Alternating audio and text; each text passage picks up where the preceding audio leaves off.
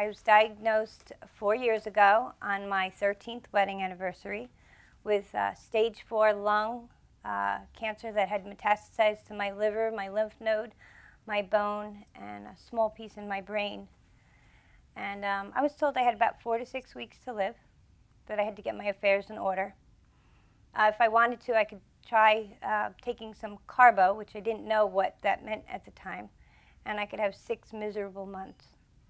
I went through 2 very painful, cold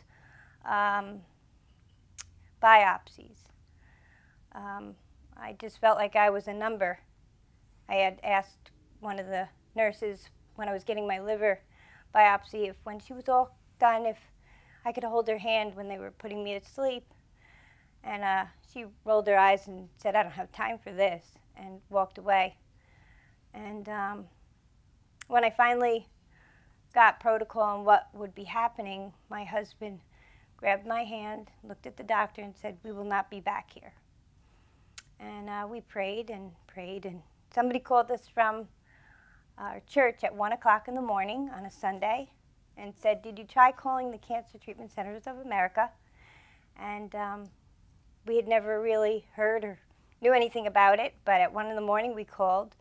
We went up there on a Tuesday, and about a week later, the doctor came to me and said, "You know, I'd like to get your heart rate down a bit, and I have some good news. You know, you're going to start to learn how to live with cancer and not think that you're dying of cancer." And I started November '09 with intense treatment, chemo, radiation, a couple surgeries. Nothing was removed. Everything's been taken care of with a lot of prayer, chemo, radiation. I think I've had 14 different chemos. And I still have a little bit in my lung, a little bit in my liver, but it's out of my brain. It's out of my arm. I have a plate, so I'm like the bionic woman.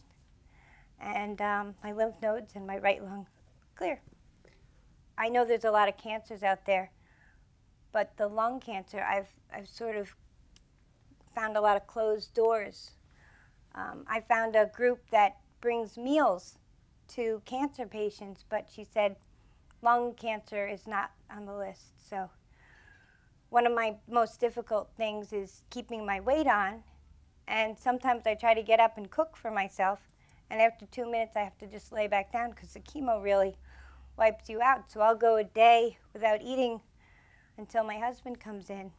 And had there been a program like that, I think, speaking with longevity, they're going to put me in contact with lung cancer support groups, lung cancer you know, ideas and so forth. Because there's a lot of programs out there which are wonderful, but they just don't include the lung cancer.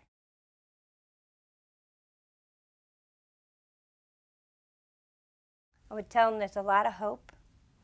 I would connect them with longevity. I would connect them with several hospitals, but I would also like to drag them over to the Cancer Treatment Center of America. There's a lot of support there. And I would tell them there's hope.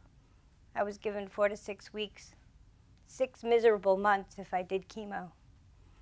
And I'm here 4 years later.